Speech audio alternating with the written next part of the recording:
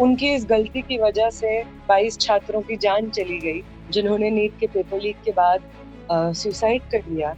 उनके फादर आए थे हमारे पास और वो फूट फूट कर रोने लग गए। मैंने खुद भी किया और अपने पूरे परिवार को भाजपा को वोट करवाया, परिवार से भाजपा को वोट करवाया। लेकिन आज क्या ये भाजपा सरकार मेरे बच्चे को वापस लौटा देगी मुझे? कोई भी प्रोविजन, कोई भी बिल, कोई भी एक्ट हम रिजेक्ट करेंगे अगर वो धर्मेंद्र प्रधान की शिक्षा मंत्री रहते हुए पास होगा तो। जो जेपी नड्डा को बार बार भेजा जा रहा है बातचीत करने के लिए, पीसफुल प्रोटेस्ट्स में इतना वायलेंस कर रहे हैं कि स्टूडेंट वेंटिलेटर पर बैठे हुए हैं, 3 लोग को पैलेट इंजरीज आए हुए हैं। खबरें आ रही हैं कि लोग जिंदगी और मौत से जूझ रहे हैं सरकारी अस्पतालों में। एक ऐसी पॉलिटिकल पार्टी जो इतनी अहंकारी है कि कहती है कि यूपीए में होते होंगे इस्तीफे, एनडीए में नहीं होते हैं और हमें कोई जरूरत नहीं है इस्तीफे देने की। धर्मेंद्र प्रधान का इस्तीफा एक व्यक्ति विशेष का इस्तीफा नहीं, उस पूरे सिस्टम के इंचार्ज का इस्तीफा है। पेपर लीक को सिस्टमेटाइज कर दिया गया है एनटीए के माध्यम से। 20 जुलाई को जब अपनी आंखों के सामने 4 लाख स्टूडेंट्स और नौजवानों का हुजूम देखते हैं तो उनकी नींद शायद उड़ जाती है और उन्हें लगता है बात ही कर लेना सही होगा।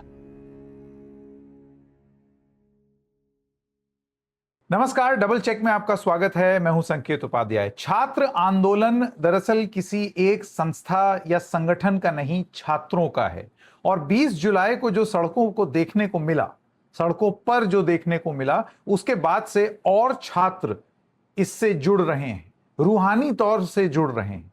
लेकिन बहुत सारी ऐसी संस्थाएं हैं जिन्होंने पहले दिन से इस आंदोलन को न केवल जीवित रखा, अभी भी उसके साथ जुड़े हुए हैं और अपना आंदोलन जारी रख रहे हैं। उनमें से एक प्रमुख चेहरा, जिनकी स्पीचेस आपने सुनी, जिनके भाषण आपने सुने, जिनकी बात आप लोगों ने सुनी, अलग अलग जबान में सुनी, उनका नाम है नेहा जी। नेहा प्रेसिडेंट हैं एआईएसए की और अब हमारे साथ हैं। नेहा जी, आपका डबल चेक में बहुत बहुत स्वागत। Thank you.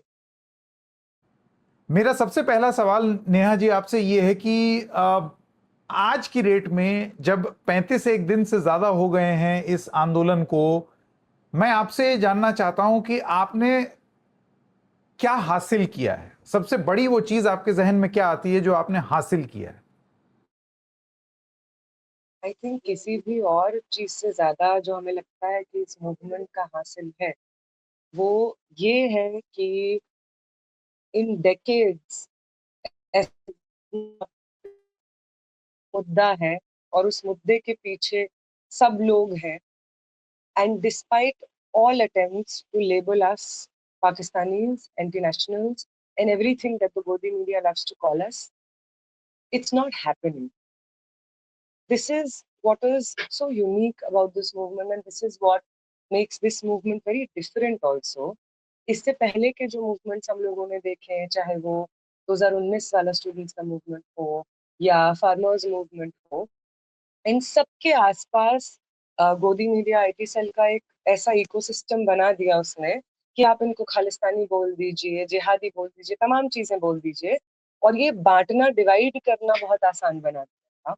लेकिन ये मूवमेंट जिसमें हर कोई गया, लेकिन स्टूडेंट शामिल हो गए, ये मूवमेंट को कोई लेबल कर पाना सरकार के लिए बहुत मुश्किल हो गया है। अगर एक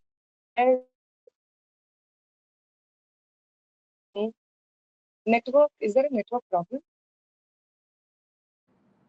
या देयर इज, लेकिन हाँ, there was a network problem. जी नेहा जी।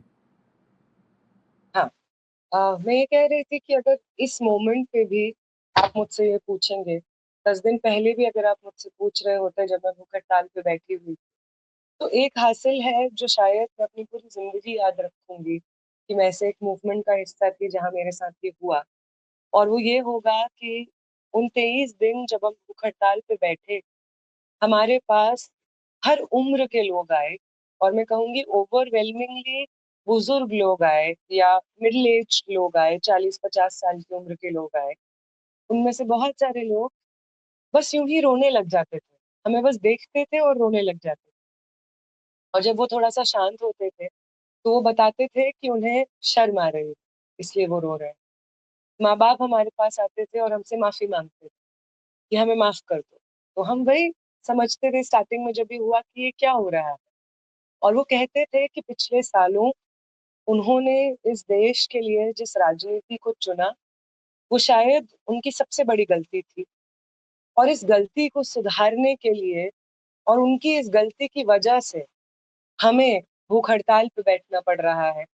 उनकी इस गलती की वजह से 22 छात्रों की जान चली गई और शायद वो कभी माफ नहीं कर पाएंगे खुद को कि उनसे इतनी बड़ी गलती हो गई।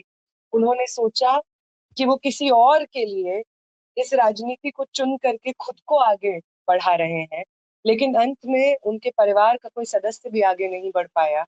इनफैक्ट एक एक जो नीट के स्टूडेंट हैं जिन्होंने नीट के पेपर लीक के बाद सुसाइड कर लिया, उनके फादर आए थे हमारे पास गुजरात से।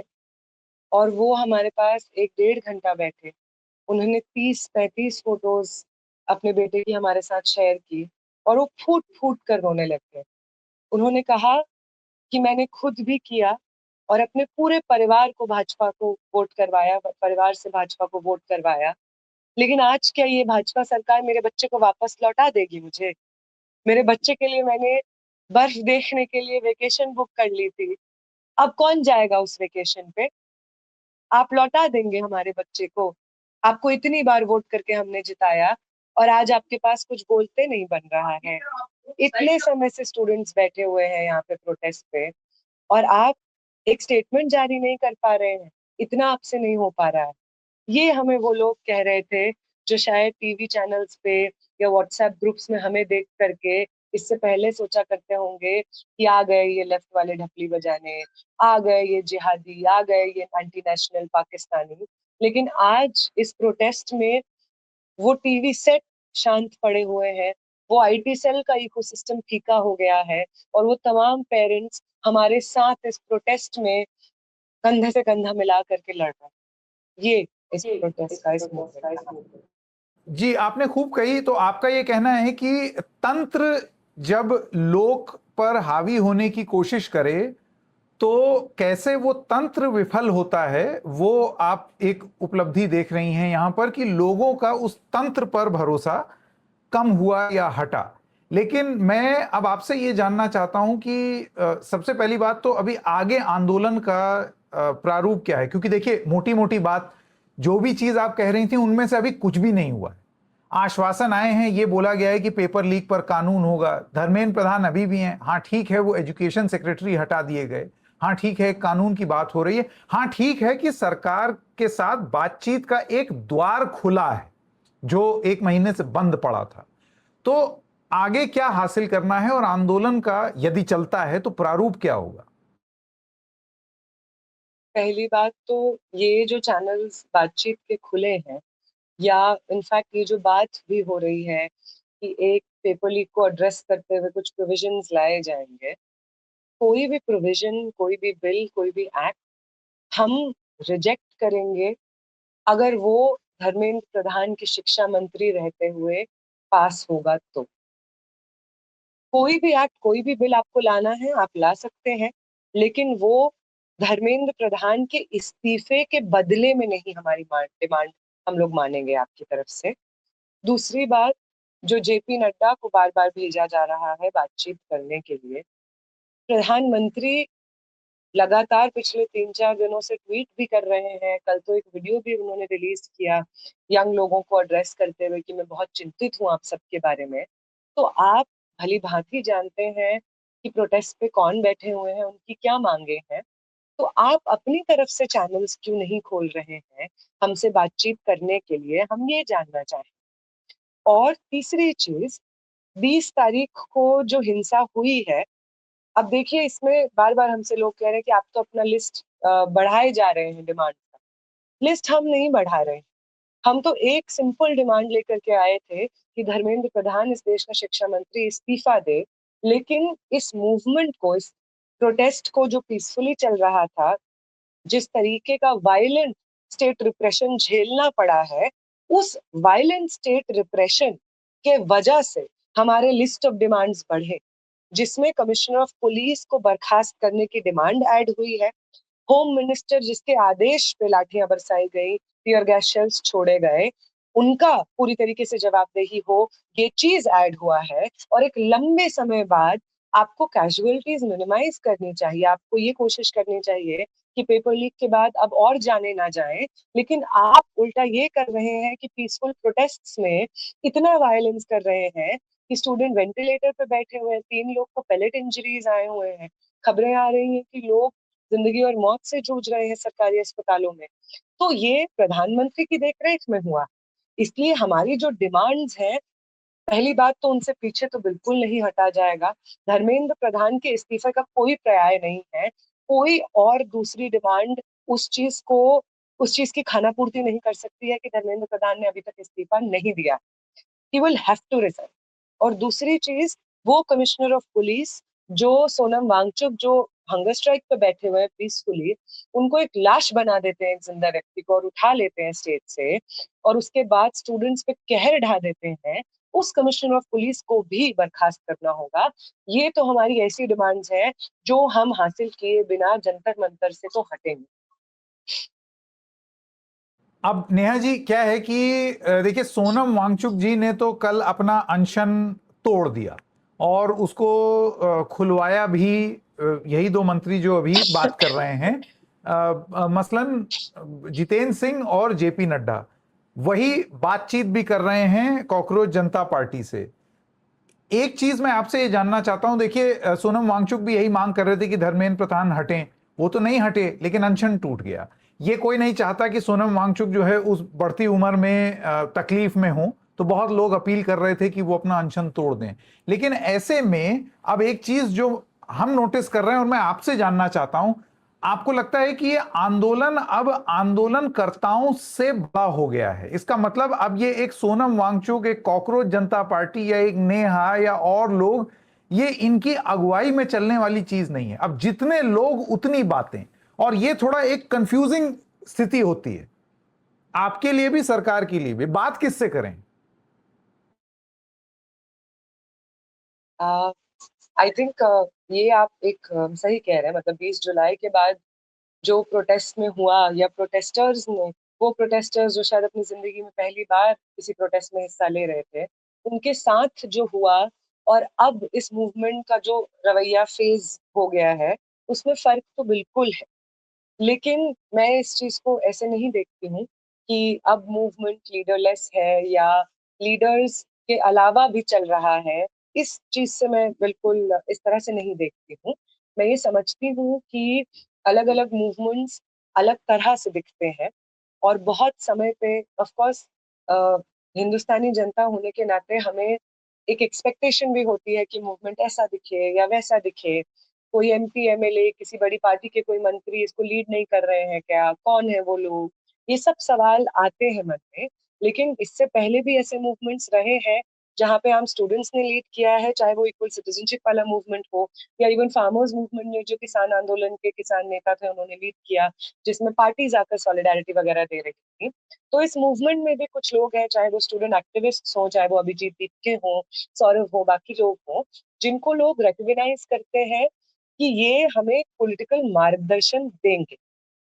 अब इस पूरे प्रक्रिया में मूवमेंट, क्योंकि एक बहुत ऑर्गेनिक चीज होती है, और पॉलिटिकल कॉन्टेक्स्ट के बदलने के साथ साथ मूवमेंट्स का मैच्योरिटी, और उस मूवमेंट्स के साथ जुड़े हुए अलग अलग सपोर्टर्स जो रहते हैं, उनकी पॉलिटिकल समझदारी और उनका पॉलिटिकल हासिल, वो क्या चाहते हैं किसी मूवमेंट से, वो भी बदलता है। तो ये उस एक बदलने वाले फेज में है, और जिसका रिस्पॉन्सिबिलिटी हम लोग बिल्कुल रिकॉग्नाइज करते हैं। स्टूडेंट ऑर्गेनाइजर्स होने के नाते भी सीजेपी के भी स्पोक्स पर्सन इस चीज को रिकॉग्नाइज करते हैं कि अब अगर इस मूवमेंट को, अगर हमें मंजिल तक पहुंचाना है, तो पहले जो मूवमेंट था, ये मूवमेंट उससे एक कदम आगे बढ़ गया है। और अगर हम पिछले पैरामीटर्स से उस मूवमेंट को नापेंगे तो शायद एक ये गलती हो। जैसे ये बात कि सोनम वांगचुक जी कल अपना फास्ट ब्रेक करते हैं, हम उम्मीद करेंगे कि उनका स्वास्थ्य ठीक रहे, और वो बहुत लंबे समय से भूख हड़ताल पे थे, उन्होंने अपना फास्ट ब्रेक किया। हम जानते हैं 23 दिन तो हम उनके साथ थे कि कितना मुश्किल हुआ होगा, स्पेशली बिकॉज वो इतने एडवांस एज में है। लेकिन ये मूवमेंट सोनम वांगचुक के फास्ट टूटने के बाद खत्म नहीं हुआ। आज जंतर मंतर पे कल जितनी संख्या थी उतनी ही संख्या है, और रात में वो संख्या और भी बढ़ेगी। इनफैक्ट आपको भी ये मालूम ही है, और आपके भी सारे रिपोर्टर्स, आप भी खुद ये चीज कर ही रहे हैं रिपोर्ट, कि जो आउटलाइन एरियाज है, सीपी के आसपास का एरिया हो गया, वहां पे ऐसा सच में हो रहा है कि पुलिस लाठीचार्ज करके लोगों को जंतर मंतर की तरफ खदेड़ रही है, फिर बीच में कुछ झड़प हो रही है। ये सब तमाम चीजें हैं जो चैलेंजेस की तरह रिकग्नाइज कर रहे हैं कि जंतर मंतर के बियॉन्ड जो लोग हैं, जो प्रोटेस्ट में कह रहे हैं कि हम समर्थक हैं इस प्रोटेस्ट के, उनके साथ में एक डायलॉग और उनके साथ में एक एंगेजमेंट और उनको एक लाइन पे लेकर के आना कि अगर इस मूवमेंट को सक्सेसफुली आगे बढ़ाना है, अपनी मंजिल तक पहुंचाना है, तो एक डिसिप्लिन, एक सेंस ऑफ पर्पस और सेंस ऑफ यूनिटी के साथ ही वो हो सकता है। ये सही बात है कि लोग बहुत गुस्से में हैं, बहुत आक्रोश में हैं, लेकिन उसका ये जवाब कभी नहीं हो सकता है कि किसी भी सिक्योरिटी फोर्स को कोई बहाना मिल जाए कि देखिए ये आपके प्रोटेस्ट का हिस्सा है और ये कितने एंटी सोशल एलिमेंट है, तो आपका प्रोटेस्ट हम तोड़ दें। हम इस चैलेंज से वाकिफ हैं, इस चैलेंज को हम एड्रेस भी कर रहे हैं, और हम इस चीज से भी वाकिफ हैं कि सिर्फ धर्मेंद्र प्रधान के इस्तीफे के लिए अब लोग जंतर मंतर पे नहीं बैठे हुए हैं।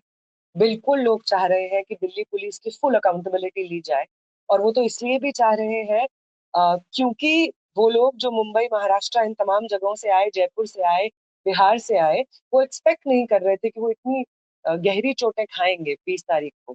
लेकिन इतनी गहरी चोटें खाने के बाद अब उन्हें जंतर मंतर पे ही कैंप करना पड़ जा रहा है।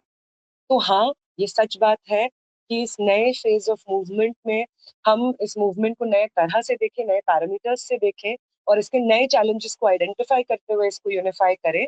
और ये भी सही बात है कि किसी भी मूवमेंट में, ऑर्गेनिक मूवमेंट में, जमीन से जो आवाजें आती हैं, कॉमन स्टूडेंट्स जो लाठियां जिन्होंने सही है अपने बदन पे, उनकी जो डिमांड है कि दिल्ली पुलिस को पूरी तरीके से अकाउंटेबल ठहराया जाए, इस आवाज को भी नीचे से ऊपर तक आने तक कोई नहीं रोक सकता है। तो ये रेसिप्रोसिटी में हम लोग एग्जिस्ट करें, हम आपस में जो डिमांड्स हैं वो साझा डिमांड्स हो, एक सेंस ऑफ यूनिटी वापस से कायम हो, एक सेंस ऑफ पर्पस वापस से हम सबके पास हो, जो लोग धर्मेंद्र प्रधान का इस्तीफा मांगने आए हैं।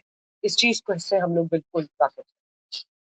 नेहा जी देखिए, एक सवाल ये उठता है और ये कई बार उठा है, आपसे भी पूछा गया होगा, आपने सोचा भी होगा इस बारे में कि जब सिस्टम सड़ा हुआ हो तो आप ऊपर मुखिया बदल देंगे तो सिस्टम तो सड़ा ही रहेगा। तो एजुकेशन सेक्रेटरी आप अगर बदल देंगे और नया आएगा तो फिर जब व्यवस्था, भाई सत्ता परिवर्तन या व्यक्ति परिवर्तन से ज्यादा जरूरी व्यवस्था परिवर्तन है, यानी कि एक सिस्टेमिक चेंज हो। वो तो हुआ नहीं, और धर्मेंद्र प्रधान के इस्तीफे के बाद भी वो हो जाए इसकी कोई गारंटी नहीं है। आप बिल्कुल सही कह रहे हैं, और इसलिए जब भी हम धर्मेंद्र प्रधान के इस्तीफे की बात करते हैं, तो for us, specially student organisations के लिए, वो किसी एक व्यक्ति विशेष के इस्तीफे की बात नहीं होती। धर्मेंद्र प्रधान के इस्तीफे का मतलब हमारे लिए ये होता है कि एक ऐसी पॉलिटिकल पार्टी जो इतनी अहंकारी है कि कहती है कि यूपीए में होते होंगे इस्तीफे, एनडीए में नहीं होते हैं और हमें कोई जरूरत नहीं है इस्तीफे देने की, इस तरीके की गैर लोकतांत्रिक बात कह देना, कैबिनेट मिनिस्ट्री के पोर्टफोलियोज को आरएसएस भाजपा को सर्विस प्रोवाइड करने के अवार्ड के रूप में बांटना, ये चीज खुले रूप में एक डेमोक्रेटिक सेटअप में नहीं चलती रह सकती है। पहली बात तो ये। दूसरी बात, धर्मेंद्र प्रधान हमारे लिए सिर्फ एक शिक्षा मंत्री नहीं, धर्मेंद्र प्रधान हमारे लिए वो व्यक्ति है जो एनटीए जैसे इन ट्रांसपेरेंट और इनकेपेबल एजेंसी को बार बार एग्जिस्टेंस में लाने को जस्टिफाई करते रहते हैं, जो एनईपी जैसे पॉलिसीज जो पूरे पब्लिक एजुकेशन सिस्टम की स्पाइन पे, मतलब रीढ़ की हड्डी पे वार करते हैं, पूरे पब्लिक एजुकेशन सिस्टम को धराशायी करने की कोशिश करते हैं, और उसके बरक्स प्राइवेट कोचिंग का एक पूरा कल्चर शुरू करने की कोशिश कोशिश या प्राइवेट एजुकेशन का एक मॉडल खड़ा करने की कोशिश, ये एनईपी का प्रयास है। तो हमारे लिए धर्मेंद्र प्रधान का इस्तीफा एक व्यक्ति विशेष का इस्तीफा नहीं, उस पूरे सिस्टम के इंचार्ज का इस्तीफा है, जिसमें ना सिर्फ पेपर लीक होता है, बल्कि पेपर लीक को सिस्टमेटाइज कर दिया गया है एनटीए के माध्यम से। इसलिए धर्मेंद्र प्रधान जब जाएंगे शिक्षा मंत्री के अपने पद से, तो अगला जो व्यक्ति होगा, उसे इस चीज का रियलाइजेशन होना बहुत जरूरी है कि आरएसएस के मंचों पे जाके उनके नेताओं के पैर छूने से, या भाजपा को हरियाणा, उड़ीसा, बंगाल में चुनाव जिता देने से हम अपना कैबिनेट पोर्टफोलियोज को होल्ड करते रह जाएंगे और कोई हम पे उंगली नहीं उठाएगा। ये गलत फहमी भाजपा के मंत्रियों के दिमाग से, दिल से निकलनी होगी, क्योंकि आप अगर एक कैबिनेट मिनिस्टर है, तो आप जनता को सर्व करने के लिए वो पोर्टफोलियो होल्ड करते हैं। और जिस दिन जिस जनता ने आपको चुन के भेजा है, आप उनको सर्व करना बंद कर देंगे, सिर्फ अपने पॉलिटिकल पार्टी को चुनाव जिताने का सर्विस आप प्रोवाइड करेंगे, उस दिन आपको उसी बेरहमी से उतारा जाएगा जितना कि किसी और को। तो for us, it is not just Dharmendra Pradhan resignation, it is a question of great accountability of a system जिसमें एनटीए जैसे संस्थान है, जिसमें एनईपी जैसे पॉलिसीज को लेकर आया गया, जिसके बाद हमारे यूनिवर्सिटीज, कॉलेजेस बिल्कुल ढह चुके हैं पूरी तरीके से। तो हम तो धर्मेंद्र प्रधान के इस्तीफे को एक पहला स्टेप की तरह देखते हैं इस पूरे एजुकेशन सिस्टम को ठीक करने में। ऑफ कोर्स धर्मेंद्र प्रधान के इस्तीफे से ये हासिल नहीं होगा। धर्मेंद्र प्रधान के पहले भी जो शिक्षा मंत्री थे, उनका क्या रवैया था ये भी हम जानते हैं। एनईपी तो धर्मेंद्र प्रधान के जाने के बाद भी रहेगी, ये भी हम जानते हैं। इसलिए धर्मेंद्र प्रधान के इस्तीफे के साथ में बार बार एनटीए का जिक्र करना, एनईपी का जिक्र करना, बीपीएसए का जिक्र करना, हम स्टूडेंट ऑर्गेनाइजेशंस होने के नाते बहुत जरूरी समझते हैं। जी बिल्कुल, एक सवाल मैं आपसे पूछना चाहता हूं क्योंकि ये स्टूडेंट से ही संबंधित है। दिल्ली विश्वविद्यालय और जवाहरलाल नेहरू विश्वविद्यालय दोनों की तरफ से आज एक ट्वीट आया और वो बेहद आश्चर्यजनक करने वाला ट्वीट था, क्योंकि वो ट्वीट में सलाह देते हुए जो धमकी का भाव है वो साफ उजागर हो रहा था कि देख लो तुम्हारी पढ़ाई वढ़ाई में दिक्कत ना हो जाए, फिर मत बोलना, उस वाले भाव से, जिसे कहते हैं ना, मतलब वो मैं बड़ा, घर के बड़े बुजुर्ग तुम्हें बता रहे हैं देख लो, वो वाली टोन थी। As a president of AISA मैं आपसे जानना चाहता हूं कि इसको कैसे देखा जाए। नहीं, ये तो आप हम सही, हम लोग इनफैक्ट कल से देख रहे हैं, आईआईटी रुड़की का भी इनफैक्ट ये आया है, मैंने देखा अभी रिसेंटली ऐसा ही कुछ। तो मतलब जब फिर when I entered higher education, जब मैं आई अपना स्कूल खत्म करके, तो मैं कभी इमेजिन नहीं कर सकती थी कि मुझे यूनिवर्सिटी में वो मिलेगा जिससे मैं दुनिया को जैसे देखती थी वो नजरिया ही बदल जाएगा। दुनिया नहीं बदलेगी, मेरा दुनिया को देखने का नजरिया बदल जाएगा, जिसकी वजह से मेरे लिए वो दुनिया बदली हुई लगेगी। लेकिन आज हम यूनिवर्सिटीज को जिस तरह देखते हैं, कायदे से एजुकेशन का क्या पर्पस है? एजुकेशन का ये पर्पस है कि इंसानी सभ्यता की वो हिस्टोरिक खोज, कि हमारा इस समाज में एग्जिस्टेंस का पर्पस क्या होता है, एक सेंस ऑफ कम्युनिटी का पर्पस क्या होता है, कि हम समाज में कैसे एग्जिस्ट करते हैं, हमारे क्या रिश्ते हैं नेचर के साथ में, एक दूसरे के साथ में, अपने इतिहास के साथ में, अपने आने वाली पीढ़ियों के साथ में। ये तमाम चीजों के बारे में समझना, सीखना, ये सब एक सेंस ऑफ एग्जिस्टेंस देता है हम। और ये सब काम होता है पढ़ाई का। आप विज्ञान, आप साइंसेस, प्योर साइंसेस पढ़ लीजिए, आप सोशल साइंसेस पढ़ लीजिए, ये सब आपको दुनिया में अपनी एक जगह समझने का मौका देती। लेकिन आजकल यूनिवर्सिटीज ये सब तमाम चीजें, ये तमाम मौके, कि आप ये समझ पाए कि आप इस दुनिया में क्या कर रहे हैं, आप बतौर एक इंसान कौन है, आपका इतिहास क्या था, आप जिस समाज में है उस समाज का इतिहास क्या है, इससे कोसों दूर आपको इंडोक्ट्रिनेशन की भावना से सारी यूनिवर्सिटीज कामकाज करती हैं। वो यूनिवर्सिटी प्रेमिसेस, मैं जेएनयू में पढ़ती हूँ, जेएनयू के इतने बड़े बड़े halls, student activity centres, convention halls, ये तमाम सेंटर्स जो बड़े बड़े हॉल्स बने हैं टैक्स पेयर के पैसे से, उनमें से कुछ भी हमारे लिए एक्सेसिबल नहीं। हम एक सेमिनार नहीं करा सकते हैं अपने खुद के विश्वविद्यालय में।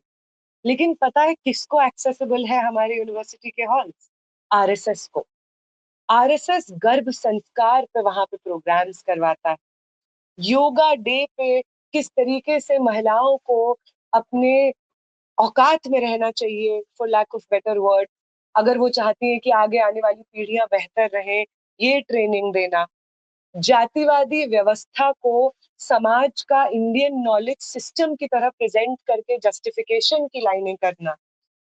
अनसाइंटिफिक काउ यूरिन और काउ डंग को कैसे इतिहास ने मेडिसिनल प्रॉपर्टीज की तरह हमेशा से देखा है, इस चीज पे सेमिनार्स करना और यूनिवर्सिटी का फंड इस चीज को देना, ये हमारी यूनिवर्सिटीज में हो रहा है। तो जब हमें इस तरीके के नोटिफिकेशन आते हैं कि जा तो रहे हैं आप प्रोटेस्ट में, लेकिन आप देख लीजिएगा क्लासरूम में आना आपको हमारे ही पास है, तो हम बहुत अचंभित नहीं होते। ये जो बिग ब्रदर एटीट्यूड है, ये बिग ब्रदर एटीट्यूड उनको विरासत में मिलता है भाजपा से। अगर भाजपा ये कह सकती है कि हम इस्तीफा नहीं देंगे भले कुछ भी हो जाए, तो यूनिवर्सिटीज क्यों नहीं कह सकती हैं कि हो तो तुम हमारे अंडर ही पढ़ने वाले बच्चे देख लेंगे, तुमको हम जब आओगे तुम हमारी यूनिवर्सिटीज। तो आप स्टूडेंट्स को सिटीजन्स की तरह मत ट्रीट करिए। Don't treat them as bright young minds जो कि आपके देश की तमाम संभावनाओं को रिप्रेजेंट करते हैं। स्टूडेंट्स को आप think of them as something to control. इस तरह से हमारी यूनिवर्सिटीज काम कर रही हैं। और हमेशा से मतलब पूरे दुनिया भर में, राम माधव गए थे, कंजर्वेटिव कॉन्फ्रेंस हुआ था, उसमें जेडी वांस कहते हैं कि हमें रिकॉग्नाइज करने की जरूरत है कि अगर हमें किसी चीज से खतरा है तो वो इस देश की, हमारे देश की यूनिवर्सिटीज से खतरा है। और वहां पे राम माधव बैठ के जोर जोर से ताली बजा रहे होते कि आप कितनी सही बात बोल रहे हैं। और जब उनकी बारी आती है भाषण देने की, तो वो कहते हैं देखिए, यूरोपियन देशों में होती होगी, आपको दिक्कत होती होगी अपनी यूनिवर्सिटीज को काबू में करने में, हम लोग ये पहले ही हासिल कर चुके हैं। इनफैक्ट हम लोगों का झंडा बुलंद है हिंदुस्तान में, कोई यूनिवर्सिटी हिंदुस्तान की सर उठाने की हिम्मत नहीं कर सकती है। हम लोगों के अंडर ये हासिल कर लिया है हम लोगों ने, आरएसएस ने, इंडिया में। ये चीज वो कहते हैं। और मुझे शर्म महसूस होती है कि एक इंसान इंटरनेशनल स्टेज पे जाके कह रहे हैं कि जिन यूनिवर्सिटीज में हम जैसे छात्र पढ़ते हैं, उन्होंने उन यूनिवर्सिटीज की बोलने की, सोचने समझने की ताकत को खत्म कर दिया है। इसलिए भी गुस्से में हम लोग 4 दिन और हंगर स्ट्राइक पे बैठते हैं कि आपको समझ नहीं आ रहा है, हम भी उन यूनिवर्सिटीज से आते हैं जिनके ऊपर झंडा गाड़ने का आप दावा इंटरनेशनल स्टेज पे कर रहे हैं। तो for them to take over universities, crush universities, and make them only places of compliance. It is very necessary for them. और ये उनका एजेंडा हम समझते हैं, इसलिए बहुत ग्लोरियसली और बहुत गर्व से उसको डिफाइन भी करना चाहते हैं। अब देखिए, आप जब इस तरीके की बात बोलेंगी नेहा जी, तो फिर उसके बाद मुंबई से नोएडा आए कुछ बड़े बड़े एंकर फिर आपको और तमाम जितने लोग आंदोलन कर रहे हैं उनको डीप स्टेट से संबोधित करेंगे। लेकिन ये बड़ी अचंभे की बात है कि जो डीप स्टेट है, फिर सरकार उसी डीप स्टेट का अनशन भी तोड़वा रही है और फिर कॉन्स्टिट्यूशन क्लब में बैठ करके उसी डीप स्टेट से चर्चा भी कर रही है। तो ये डीप स्टेट वाली थ्योरी पर आपका क्या कहना है?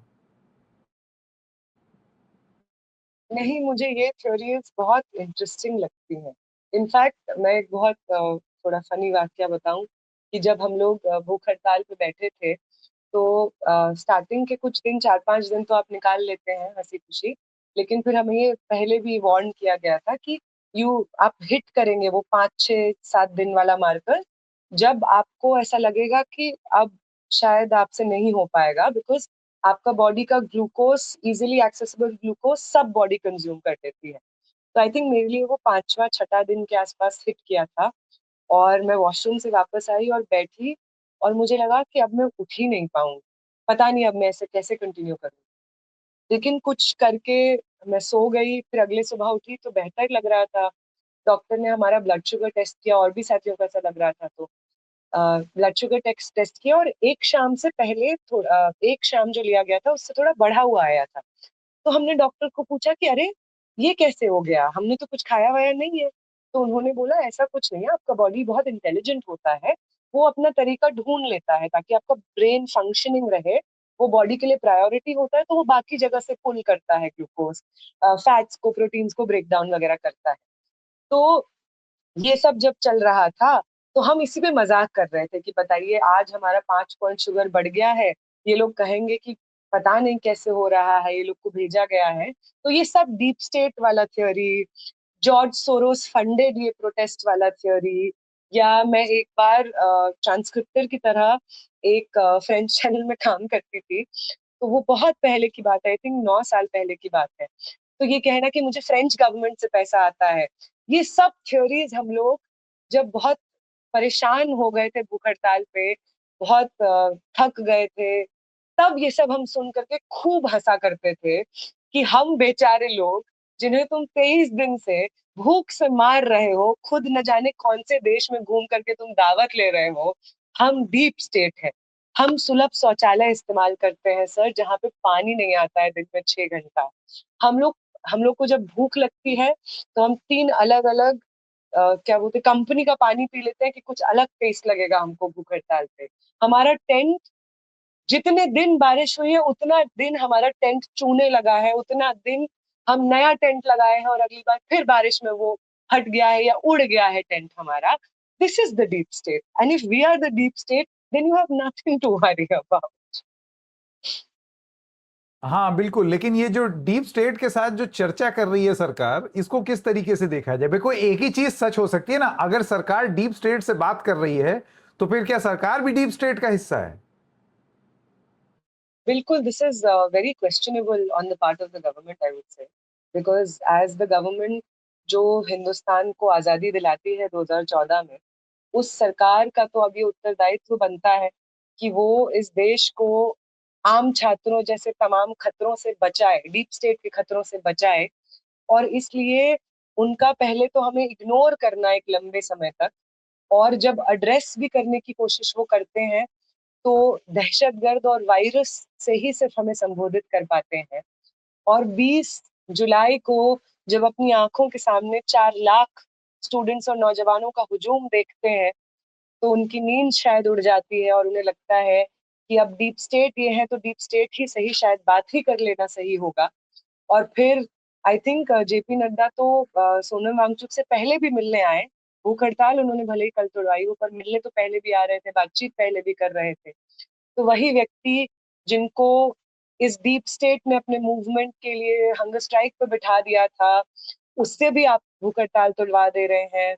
आप डीप स्टेट के रिप्रेजेंटेटिव सीजेपी के स्पोक्स पर्सन से भी मिल ले रहे हैं। ये तो बहुत दयनीय स्थिति हो गई है सरकार की। हम चाहेंगे कि सरकार का कुछ बेहतर हो। एंड इन एनी केस, मतलब हम कहेंगे कि जेपी नड्डा जो बार बार हमसे मिलने आ रहे हैं, इट्स ओके दैट सरकार कोई चैनल खोल रही है हमसे मिलने के लिए, but we would urge that the prime minister comes see us, that the home minister come see us and face very tough questions. We have some very tough questions for both of them, especially the home minister, which gave the orders of lathi charge, of tear gas shelling on the further benches. अब देखिए नेहा जी, यही थोड़ा सा विरोधाभास तो नहीं कहूंगा, लेकिन जो कॉकरोच जनता पार्टी अपना ज्ञापन लेकर के गई है उसमें उन्होंने ये मांग नहीं रखी है। उनकी मांग और आपकी मांग कॉमन बस यहीं तक है कि वो एक तो कॉम्पनसेशन चाहते हैं उन बच्चों का जिन्होंने आत्महत्या कर लिया है, वो धर्मेंद्र प्रधान का इस्तीफा चाहते हैं। तो बाकी सब चीजों पर सरकार सोचने को तैयार है, लेकिन धर्मेंद्र प्रधान वाले मुद्दे पर अभी भी नॉन कमिटल है।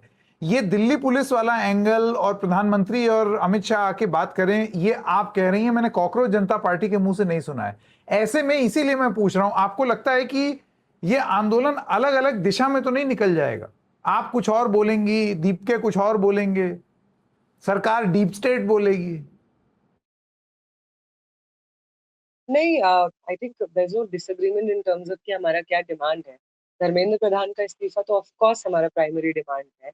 और जो दूसरा डिमांड सीजेपी के उसमें था कि जो भी पुलिस पर्सनल वायलेंस के लिए रिस्पॉन्सिबल रहे हैं, उनको, उनके ऊपर इंक्वायरी हो और उनको प्रोसिक्यूट किया जाए, तो उसमें तो अनुराग कपूर जो कमिश्नर पुलिस है वो आते हैं, तो हम भी उनकी बर्खास्तगी ही मांग रहे हैं। बाकी जवाबदेही होम मिनिस्टर से और प्राइम मिनिस्टर से मांगना, ये तो हम मांग ही रहे, लेकिन हमारा प्राइमरी डिमांड में जो है वो तो धर्मेंद्र प्रधान का इस्तीफा, कमिश्नर ऑफ पुलिस को बर्खास्त करना, कॉम्पनसेशन फॉर द फैमिलीज, ये चीजें तो इंक्लूडेड है, जो कि सीजेपी के लिए भी कॉमन है और हमारे लिए भी कॉमन है। इसके अलावा जेपी नड्डा मिलने आ रहे हैं, इससे हमें कोई दिक्कत नहीं है कि वो आ रहे हैं। लाइक आई सेड, सरकार हमसे बात करना चाह रही है, बहुत देर बाद उनको याद आया कि उन्हें बात करनी चाहिए, लेकिन वो आ रही है, इसलिए हम बिल्कुल एवरी अपॉर्चुनिटी जो वो हमसे बात करेंगे हम वो लेंगे। लेकिन हम इस चीज से भी बहुत अच्छे से वाकिफ हैं कि हम लोग बातचीत करने के लिए बातचीत नहीं कर रहे हैं। एक मूवमेंट चल रहा है जिससे न जाने कितने हजार लोग जुड़े हुए हैं, अभी भी जंतर मंतर पे बैठे हुए हैं, सुबह से लेकर शाम तक वहीं सोते हैं, खाते हैं, उठते हैं, बैठते हैं। तो ये बातचीत आइसोलेशन में नहीं हो रही है, एक बहुत हाई डोज पे, प्रेशर पे है सरकार, जिसकी वजह से भी ये तमाम पब्लिसिटी पीआर स्टंट्स भी प्राइम मिनिस्टर को करने पड़ रहे हैं, जिसके प्रेशर में ही जेपी नड्डा मिलने भी आ रहे हैं। तो ये तमाम चीजें है। आर्टिकुलेशन में फर्क हो सकता है, मैं एक स्टूडेंट एक्टिविस्ट हूँ, बाकी सीजेपी के स्पोक्स पर्सन हैं, लेकिन ये 3 प्राइमरी डिमांड्स तो हमारी बिल्कुल सेम है, इनसे पीछे हटने की कोई बात ही नहीं है। और डाइवर्जन अलग अलग दिशा में हो जाए, ये हम बिल्कुल नहीं होने देंगे, बिल्कुल नहीं होने देंगे। मिनिमम हम लोगों का मैक्सिमम पॉसिबल यूनिटी रहे, और जो हमारा मूलभूत डिमांड है उन पे किसी भी तरीके से पीछे ना हटा जाए। जी, बीच में आपकी ऑडियो चली गई थी, खैर मुझे आपकी बात का सार मिल गया। अब जाते जाते एक सवाल, ये देखिए, जब आपने अनशन तोड़ा था उसके बाद कुछ दावत वगैरह उड़ाई या अभी भी हल्का हल्का खाना ही चल रहा है धीरे धीरे? नहीं, दावत वाला हम जगह पे पहुंच नहीं पाए हैं, अभी खिचड़ी ही चल रही है, सूप ही चल रहा है, बस इतना ही हुआ है। चलिए, बहुत बहुत धन्यवाद नेहा जी, बहुत अच्छा लगा आपसे बात करके और आपके विचार जान करके। Thank you so much for giving us time. Thank you thank you so much sir, thank you.